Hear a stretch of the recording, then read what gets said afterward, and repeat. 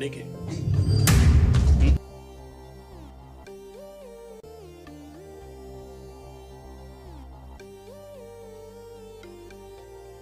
Yes, mambo vipi mtazamaji wa Nyambuga Media? Karibu sana katika tamthilia pendwa kabisa ya Big Boss, ambapo leo hii tupo katika episode ya 10 baada ya kuitazama kwa uzuri kabisa episode iliyopita kwa maana ya kipande cha 9. Sasa leo hii kuna mambo mengi ya kuweza kuyajadili, ambapo naamini kwa namna moja ama nyingine yalikutatiza na unahitaji ufafanuzi zaidi. Sasa chaneli hii ni chaneli rasmi kabisa na special kwa ajili ya kufanya uchambuzi yakinifu wa tamthilia zetu hapa nyumbani Tanzania. Leo hii ni kualike kwa moyo mkunjufu katika episode hii ya 10, lakini nikusii na nikuombe ubonyeze neno subscribe ili kuwa wa kwanza kupata notification pindi ambapo tunakuletea video mpya katika chaneli yako pendwa ya Nyambuga Media.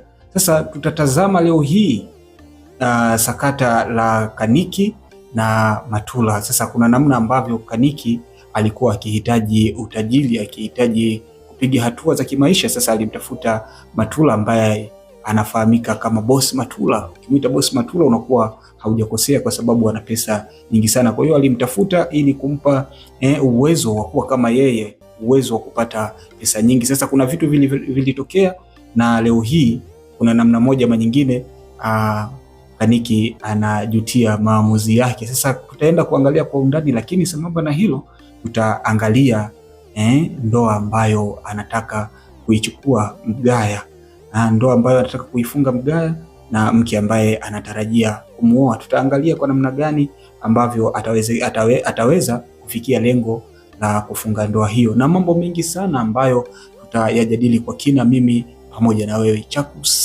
Cha msingi na cha kukusihi wewe mtazamaji wangu wa Nyambuga Media ni kusihi kabisa ubonyeze neno subscribe ili kujihakikishia nafasi nzuri ya kupata video nyingi zaidi hapa Nyambuga Media. Sasa tukiangalia tulipoishia katika nafasi iliyopita ni kwamba tuliona Vevo anapata bahati ya kukutana na mchungaji na mchungaji anakiri kwamba yuko tayari kuingia kwenye chama. Sasa bahati mbaya ile yalikuwa ni mawazo au ndoto ya Vevo, na akiona kwamba tayari kuna namna ambavyo anaenda kufanikisha swala lake na kumshawishi mchungaji kuingia katika chama. Sasa kwa kikawaida ile ndoto naona kabisa kwamba inaweza ikawa kweli, kwa sababu kuna namna ambavyo mchungaji tayari anapushiwa na mke wake kutoka katika swala hilo la kimaskini, kwa sababu mke wake anaamini ni mchungaji ambaye hafanani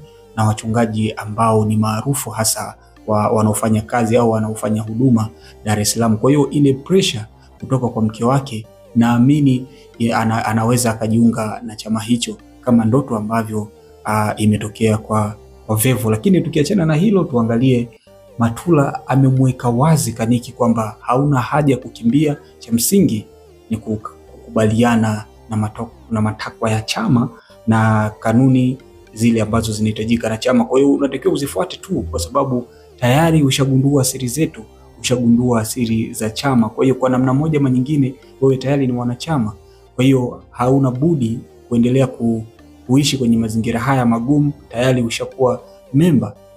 Kwa hiyo unachotakiwa ni kukubaliana na masharti na mazingira halisi ili kujiunga na chama. Sasa tunaweza tukajadili hapo kwa pamoja, hasa kwa kupitia sehemu hiyo ya comment, ili kujua ni namna gani Kaniki analikwepa swala hilo. Lakini tukija kuangalia Kaniki tayari ameshaingia kwenye mkumbo huo, kwenye hatua hiyo ya utajiri kwa kupitia chama, kwa sababu tayari tunaona ameenda kuweka kambi.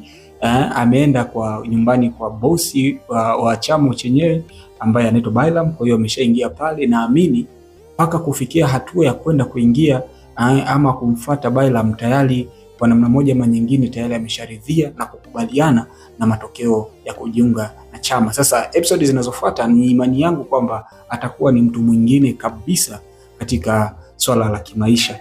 Lakini wakati huo ambapo Kaniki tayari anaamua kuchukua maamuzi magumu ya kujiunga na chama, kiasi kwamba imepelekea kumfuata Bailam kwake, tunakuja kuona upande wa pili, Mgaya anapitia changamoto wakati watu wanaingia, lakini kuna mwingine anapambana kutoka. Lakini kwa upande wake Mgaya tayari ameweza kupata mwanamke wa kumuoa huko kijijini, na mwanamke mwenyewe ukija kumwangalia tayari alikuwa ana ndoa na tayari alikuwa ashakuwa na maisha na mtu mwingine, lakini kwa bahati mbaya mtu ambaye alikuwa akifanya naye maisha alifariki. Sasa Mgaya anaenda kuchukua mjane huyo ili kuanzisha maisha.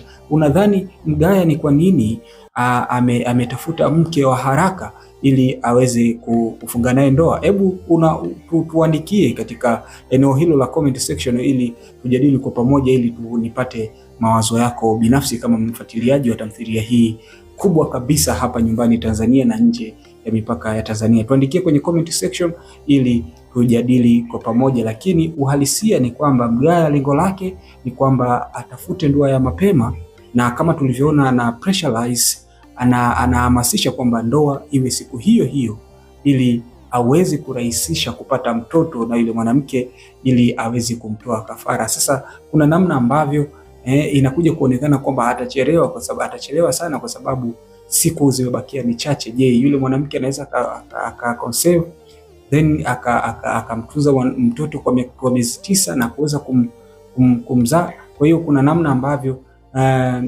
Mgaya anapitia hard situation ili lengo kuokoa maisha yake, kwa sababu maisha yake yanategemea kafara, na bila kafara Mgaya hana chaki katika ulimwengu huu. Hii unayoifuatilia leo hii, channel hii unayoifuatilia, lengo ni kuchambua na kufanya uchambuzi yakinifu katika tamthilia hizi. Lengo ni kusaidia kuelewa na kuhakikisha kila mtu anafahamu uwepo wa tamthilia zetu hapa nchini Tanzania. Hii ni Nyambuga Media na nikusihi ubonyeze neno subscribe ili kuwa mwanafamilia ambaye haukopeshi na media yoyote, haukopeshi na mtu yoyote. Subscribe ili kuwa wa kwanza kupata notification pindi ambapo tunakuletea video nyingi na nyingi nzuri katika chaneli hii.